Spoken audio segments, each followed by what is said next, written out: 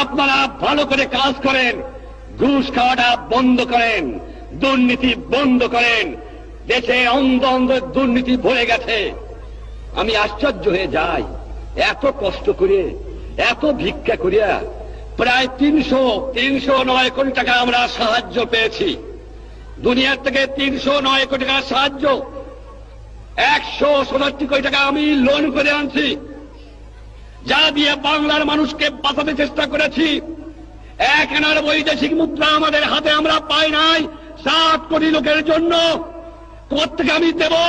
যাও ভিক্ষা করে আনি, তাও চাটার গুষ্টি চাইতে খেয়ে ফেলায় দেয়, আমার গরিব পায় না। এত চোরের চোর, চোর কোথেকে যে পয়দা হয়েছে আমি জানি না। পাকিস্তানের সব নিয়ে গেছে, কিন্তু এই চোরটুক ফিরে গেছে আমার কাছে। এই চোর নিয়ে গেলে আমি বাঁচতাম, কিন্তু দালাল গেছে, কিন্তু চোর গেলে বাঁচা যাবে।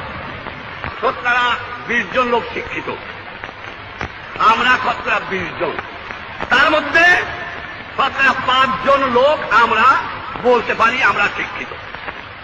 আজকে একটা কথা প্রশ্ন আমার, এই যে দুর্নীতির কথা বললাম, আমার কৃষক দুর্নীতিবাদ না, আমার শ্রমিক না, তা কে?